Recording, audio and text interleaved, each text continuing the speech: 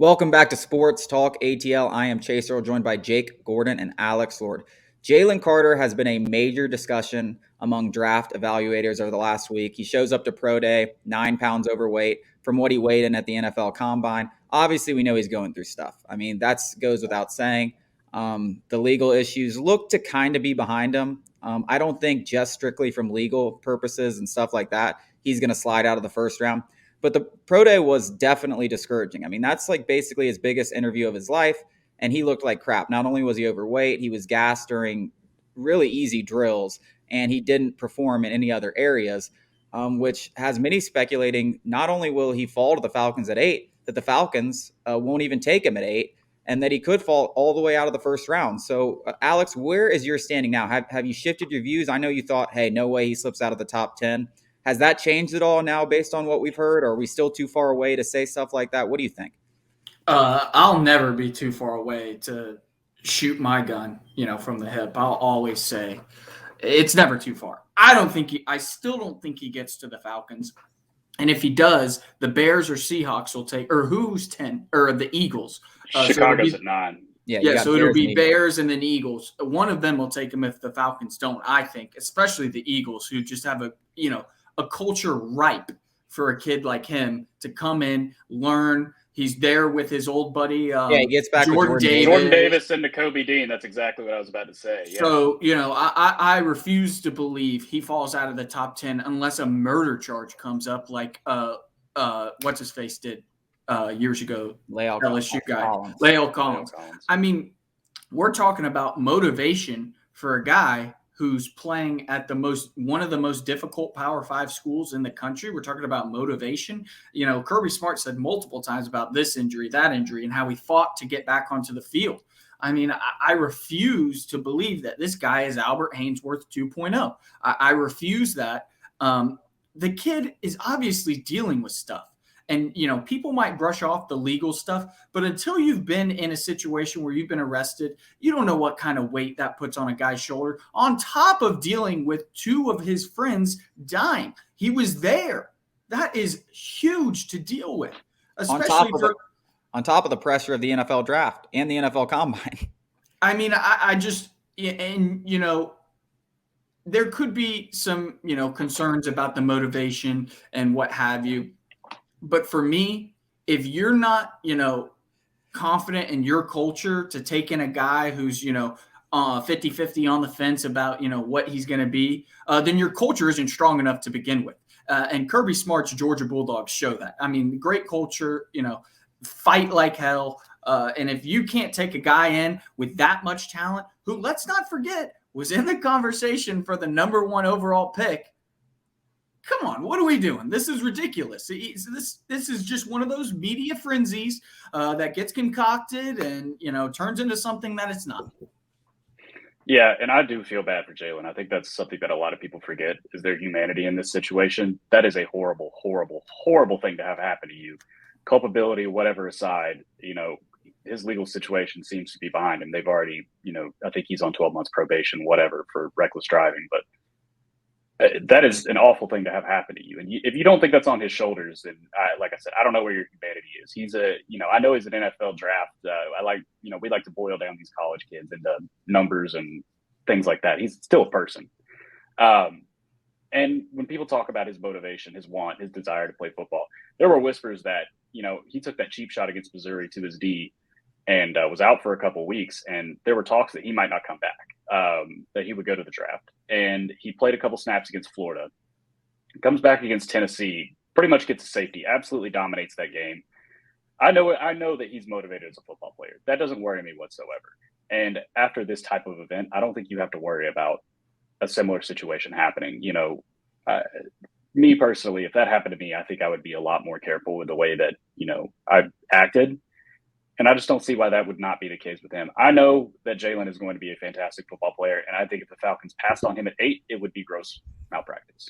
Yep, I agree. I mean, I think if he's there at 8, listen, there's some prospects that I like, Christian Gonzalez, but if Jalen Carter lands in your lap and you have such a huge need across the defensive line and you don't take him, and he's from your backyard, and you have to think he has good influences around him, in Georgia. He's close to his family. He's not going off far away. I think all that stuff plays into a factor in getting this guy on the right track. And I agree with you, Jake. I do think that a situation like this, you don't want to say it's the best thing that could ever happen to him because 2 of his friends died. And that's obviously the worst thing that's ever happened to him. But as far as getting on the right track, I mean, you think that could really, be a life-changing event in how he acts and how he carries himself and how he prepares. And I think being close to Georgia, being close to Athens, being close to his family, I think all that would help him out. And I just think if the Falcons pass on him with such a big need, they better have a damn good reason, because this screams to me he falls to the Eagles or the Ravens. Like, it's just like he falls to a good team. Yeah, a good team. He turns out great. Nothing. We totally forget that this all happened. He's a Pro Bowler. He's one of the best defensive tackles in the league, and of course he falls to the Eagles or the Ravens, and they take a chance on him and they develop him and they have a good culture around him, and it all works out. That's how I feel like this ends, because I do feel like the Falcons are going to pass on him. I really do. That just seems like what the Falcons do. It could be a smokescreen. Who knows? Maybe it is. Maybe they're trying to put it in other teams' ears. Like, oh no, this kid's going to fall. Which maybe I'm just giving him too much credit. But I will say, are we that smart? No, I don't think the Bears would pass on him at 9, considering they wanted him with the number 1 pick. That's really the best of both worlds. You trade back, you get DJ Moore, 2 first-round picks, and you get the guy you wanted. I would be ecstatic if I was a Bears fan.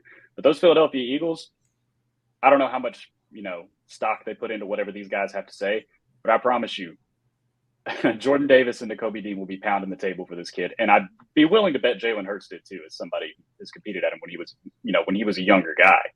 Jalen Carter was a freshman, absolutely wrecking shop, and he knows those Georgia guys. He knows how it is in the SEC, and when you are probably the best player in the entire SEC on the defensive side of the ball, maybe outside of somebody like Harold Perkins, I just don't know how, if the players are going to want it. The players on shout out Perk 40. Shout out Perk 40.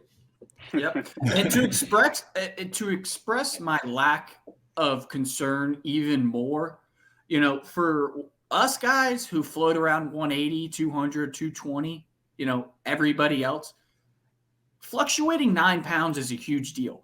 For a man that's 300 pounds, that's not that big of a deal. I refuse to believe that. That guy could just eat McDonald's for a whole week instead of, maintaining his diet and gain 9 pounds. The guy's a freak of nature. He's still huge.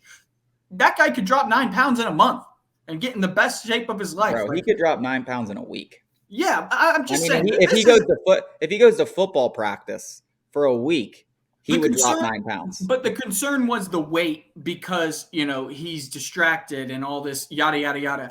I saw Jeff Schultz talk about how he showed up to an interview in flip flops and a t-shirt, and it seemed like he was just, disregarding all of the stuff off the field that he's dealing with.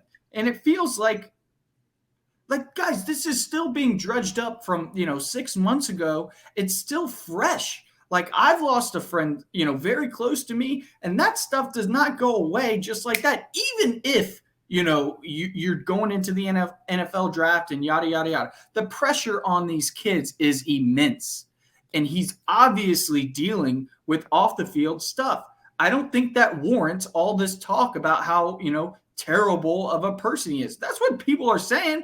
It's not like they're saying, he's a good person, he's just dealing with stuff. It's like, no, he just doesn't try. He's not dedicated to it. It's like, dude, you don't go to Georgia in today's age unless you love football. I mean, it's year-round, smashing heads, lifting weights. That's all you do is football. I refuse to believe that this kid just up and, decided, I don't have any more motivation. I refuse to believe. Yeah, and a lot of this stuff has gotten twisted too.